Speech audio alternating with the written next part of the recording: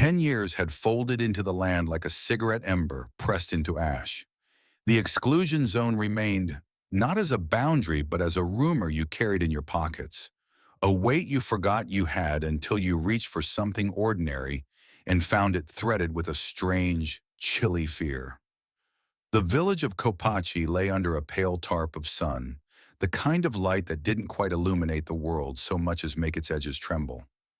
I arrived with a sense of duty that felt more like awe and fear braided together. A man with a notebook, a map inked with coordinates, and a voice in my head that kept saying, "Do not forget what you cannot understand." The border checkpoint was a rusted mouth that opened only to accept the tired, hopeful, and the reckless. The soldier wore a mask that looked ceremonial, as if he guarded a temple rather than a frontier. He asked for papers and what we intended to see, and when I said I wished to listen to the land speak back, he frowned as though I had spoken a foreign language. "This place speaks," he finally said, "but it speaks in the language of risk." He pressed a stamp into my passport that burned for an instant, a small flare of heat that reminded me of the sun pressing through a cloud cover after a storm.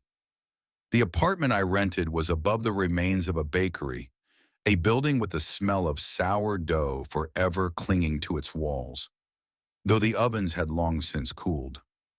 The room faced the park, where the old Ferris wheel stood like a patient, crooked tooth in a grinning jaw of concrete and ivy.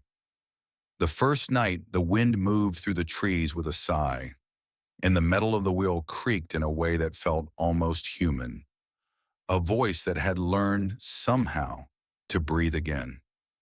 On the third day, I found a letter tucked beneath the floorboard of the kitchen, a relic that belonged to another life.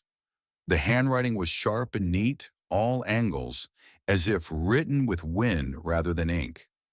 It spoke of a group of people who had gathered in a warehouse on the edge of the zone to study the radiation, not as a danger, but as a truth, an algebra of life and mutation. They spoke of the watch, not as a thing you see, but as a presence that could be felt in the corners of rooms, in the quiet shiver of a radiator, in the way a bat-wing shadow would drift along a wall even when there was no light to cast it. That night the park's silence grew heavy, so heavy that I could hear the ground breathing. The Ferris wheel turned a fraction of a turn, slowly as if someone were testing whether the wheel would still answer its call. In the distance, along the old service road, a figure emerged, tall, thin, with limbs that bent in places they shouldn't, like a tree that had learned to walk. It did not walk like a person, it glided, a slow, careful glide that left a faint scent in the air, metallic and sweet, like pennies warmed in a glove. I did not feel fear so much as a cold curiosity, the sensation of listening to a syllable you never learned to pronounce but somehow can mouth with your tongue. The figure watched me with eyes that were not eyes at all, but prisms, facets that reflected a world not quite here. It stepped closer, and I could hear the soft rasp of fabric against fabric, the whisper of boots on the gravel, and the radio in my pocket, an old, stubborn device that still held a signal, purring with static as if to remind me I was not completely alone. "Do not be afraid," the voice within my head said. Not mine and not anyone else's. It belonged to the land itself, a memory given breath. The figure held up a hand, and for a moment I expected it to reach for me, to lay a palm against my chest and feel the tremor there, some strange pulse that had learned to be a heartbeat again after years of silence. It did not touch me. It pointed toward the direction of the warehouse on the riverbed, a place I had passed by the day before without noticing its rumor. The warehouse lay like a creature that had fallen asleep on its own bones, its roof sagging with a grand sorrow.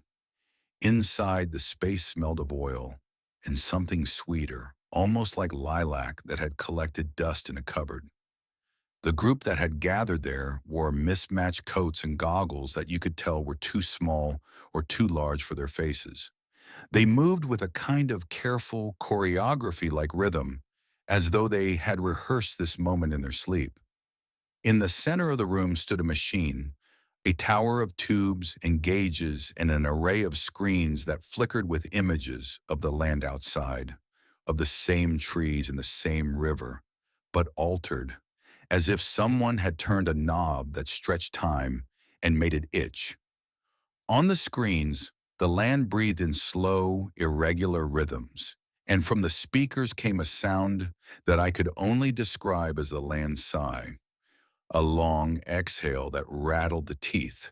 One of the researchers, the one who wore a scarf like a banner, turned to me with a kind of clinical warmth. "You've come for the truth," she said. "The truth is not a single story, but a chorus, and we are merely the notes that happen to be found in the margins." They showed me a filter of glass that shuddered with every change in the air, and within its reflection I saw something else. Figures moving behind the glass that did not belong to the outside world. The silhouettes of people who had never existed in the village's daylight, or perhaps existed only after the disaster. "We study mutation," another said, not unkindly, as if offering tea to a guest who has traveled far and bring with them a storm. Not just of bodies, but of memory, of fear, of the weather, of the language of a place that refuses to stay quiet. They spoke of a phenomenon they called the mirroring, a condition in which beings born of radioactivity learn to imitate the living around them, not to deceive, but to become a living echo of those who once inhabited the zone.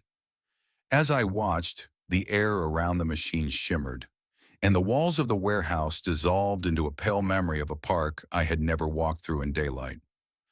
Figures formed from light and shade emerged. Mutants, yes, but not monstrous in the way fairy tale creatures are. They wore fragments of old clothing, the spectrum of 100 wardrobes that had fallen into one memory. Their movements were clumsy at first, but they learned, as one learns to play an instrument one has never touched. They watched us with eyes that shuddered between the human and the animal, a gaze that knew fear and curiosity and hunger, and something like happiness all at once. The group paused as if listening to a conductor only they could hear. Then the leader spoke, a soft, almost proud confession. "We came to measure what breathes after the end. The zone is not dead, it is listening, and sometimes it answers back." I left the warehouse with a notebook full of sketches and questions, the ink running a little at the edges as if the letters themselves were damp from the air. The river at the bend was a thread of mercury in the moonlight, the water's surface broken by stones that poked above like old stubborn memories. The mutants, if that was the right word, stood along the bank, not all in the same place at once, as if they were a flock of birds that had learned to move as one. They watched the river and the sky as if both belonged to them, and in their manner there was a quiet longing, a search for something they could not name. The river spoke in a language of ripples, and I learned to listen with my entire body rather than with my ears alone. The sound was not loud. It was a suggestion, a rumor that carried with it a metallic edge, the memory of rain on glass, and the distant echo of something labored being born. Suddenly, the river's surface fractured in a way that felt almost ceremonial. A figure rose from the water, not entirely human, not entirely inside the water either. A being made of water and ash, with eyes like polished stone, and a mouth that could neither smile nor frown, only open and release a breath that smelled of damp earth and time gone wrong. It spoke not with words, but with a current of remembered sounds, sirens, alarms, the soft clack of a railway car lengthening into the past.